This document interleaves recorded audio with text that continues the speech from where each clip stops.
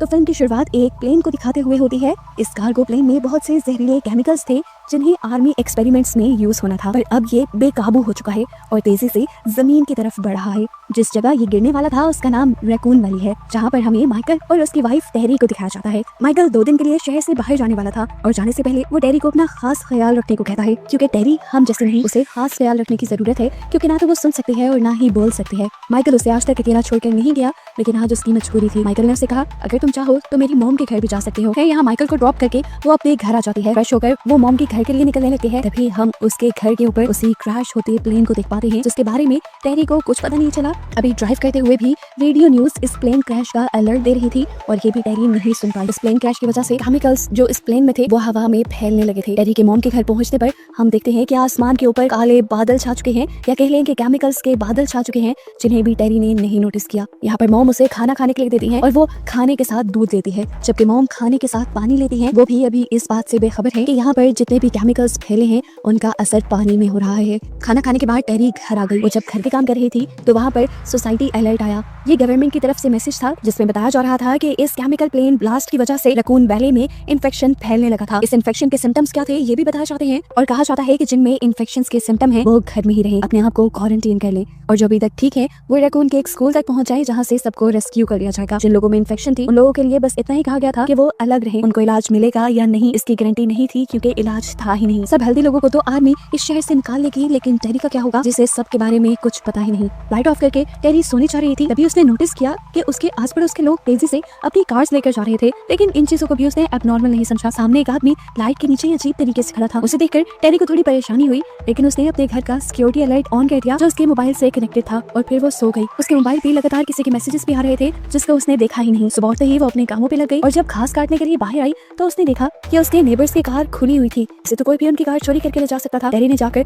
उस कार के दरवाजे बंद किए और बेल बजाई, लेकिन अंदर से कोई रिस्पॉन्स नहीं आया। टेरी ये चीज तो महसूस ही नहीं कर पा रही थी कि आज शहर में कहीं ज्यादा सन्नाटा है। अब जब नेबर्स से कोई रिस्पॉन्स नहीं आया तो उसने कार को जाकर उनकी ही पार्किंग में पार्क कर दिया। वो जब वापस घर जा रही थी तो उसे रास्ते में एक बिल्ली दिखाई दी, जिसे वो उठाकर अपने घर ले आई। घर आकर वो देखती है कि उसको उसके हस्बैंड माइकल के कई मैसेजेस आए हुए थे, जिनका जब वो रिप्लाई करने लगते हैं तो मैसेज डिलीवर ही नहीं होते, क्योंकि यहाँ के सभी सिग्नल्स पे कट कर दिए गए थे। लेकिन टेरी को लगा कि ये सब टेम्परेरी होगा। इसके बाद वो जिस बिल्ली को घर लेकर आई थी उसकी पिक्चर्स से पोस्टर बनाकर उसने पूरे शहर में लगाना शुरू कर दिए, ताकि वो जिसकी भी हो टेरी से आकर वो ले जाए। इस टाइम टेरी को कोई गाड़ी कोई इंसान सड़क पर नहीं दिखा, लेकिन टेरी ने इस सब पे भी ध्यान नहीं दिया। घर आकर टेरी नहाने लगी और अचानक से पानी खत्म हो गया। उसने ज्यादा टेंशन नहीं ली, बच्चे को जबानी से उसने ब्रश किया और सोने के लिए लेट गई। अभी तक उसे ये नहीं पता कि पानी में भी इन्फेक्शन है। अभी वो सोने के लिए लेटी ही थी कि एकदम से उसके मोबाइल का सिक्योरिटी अलार्म बजा। उसे पता चला कि उसके गैरेज में कोई आया था। वो भागकर वहाँ गई और देखा कि उसका गैरेज खुला हुआ था, जिसे उसने खुद लॉक किया था, लेकिन इस गैरेज के ताले को तोड़ा नहीं गया, खोला गया था। उसने पुलिस को कॉल करना चाहिए, लेकिन सिग्नल्स नहीं थे। वो वापस घर की तरफ मुड़ी तो उसने देखा कि घर का दरवाजा अब खुला था, जिसे वो बंद करके गई थी। यानी जो कोई भी था वो उसके घर में घुस चुका था। उसने अंदर जाकर जल्दी से अपनी गन निकाली। अब लाइट भी जा चुकी थी। उसने अपने सिक्योरिटी अलार्म को दोबारा सेट किया और कमरे में सोने जा ही रही थी कि दोबारा उसके फोन पे अलर्ट आ गया। इस मरतबा अलर्ट बेसमेंट से था। वो तेजी से बेसमेंट में चेक करने गई एक लाइट लेकर, तो वहाँ उसे एक अजीब सा इंसान दिखा। कि नॉर्मल इंसान नहीं लग रहा था, इसका मुंह बिगड़ा हुआ था। असल में ये इन्फेक्टेड इंसान था, जिसके बारे में टेरी को पता ही नहीं था। वो इन्फेक्टेड इंसान टेरी की तरफ बढ़ ही रहा था, लेकिन टेरी ने डरकर उसके सर पे शूट करके उसे मार डाला। अब जाकर उसे समझ आई कि उसके इर्द गिर्द बहुत सी चीजें अब नॉर्मल हो रही हैं। डरकर उसने मॉम के पास जाने का डिसाइड किया, लेकिन मॉम के घर जाने पे क्या देखा कि उनका घर पूरी तरह खुला था। उसे बहुत अजीब फील हुआ। अंदर जाने पर उसने हर जगह मॉम को ढूंढा, लेकिन मॉम उसे कहीं नहीं मिली। जब वो बाहर आई और उसने पोर्च में देखा तो मॉम गाड़ी के अंदर थी और वहीं पर मर चुकी थी। देखने को मिला कि मॉम ने अपनी जान खुद ली थी, क्योंकि वो इन्फेक्टेड हो चुकी थी। यहाँ पर हमें इन इन्फेक्टेड लोगों के बारे में एक और बात पता चलती है कि ये लोग इन्फेक्टेड होकर ज़ॉम्बी की तरह की क्रिएचर तो बन रही हैं, लेकिन इन्फेक्टेड होने के बावजूद भी इन सब के दिमाग नॉर्मल इंसानों की तरह काम कर रहे हैं। जिस तरह पहली मूवीज में ज़ॉम्बीज दिखाए जाते हैं, इस मूवी के ज़ॉम्बीज उस तरह पागलपनी में नहीं जाते। टेरी जो बहुत ज्यादा डर चुकी थी, उसने माइकल के पास जाने का डिसाइड किया,